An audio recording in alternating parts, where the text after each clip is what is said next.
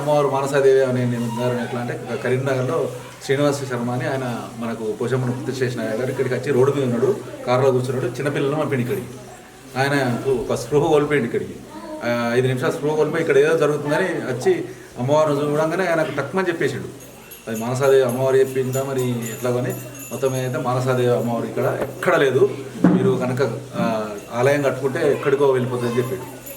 దాన్ని మేము దృష్టిలో పెట్టుకొని ఈ కార్యక్రమం అప్పటి మందం రేకుల షెడ్ వేసి మేము మిగతా కార్యక్రమాలు పోషమ్మ కార్యక్రమాలు అవన్నీ ప్రతిష్ఠ చేసుకున్నాక ఒకసారి కూర్చున్నాం గ్రామంలో అందరం. మరి ఇట్లా అమ్మవారు కరెక్ట్ అయినా కాదని దాని మీద సెర్చ్ చేసాం. ఇక్కడ ముక్కమాల గ్రామంలో శ్రీధర్ గారు ఉంటాడు, శ్రీధర్ స్వామి అని మొత్తం ఇట్లా మెడల ఇంత దొడ్డు బంగారం ఉంటుంది.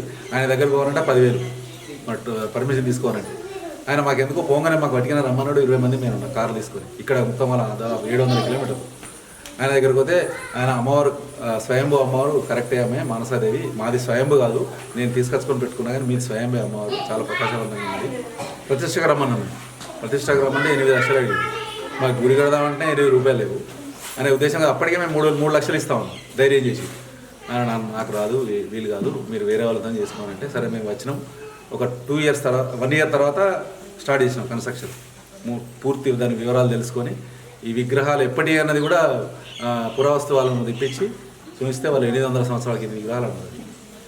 అట్లా మేము నిర్ధారణ చేసుకున్నాక తర్వాత స్టార్ట్ చేసినాక 9 నెలల ఒకరోజు అమ్మవారు పూర్తి కలర్స్తో సహా అవి ఐమాస్ లైట్లతో సహా మొత్తం తెప్పించుకొని కూర్చునే అమ్మవారు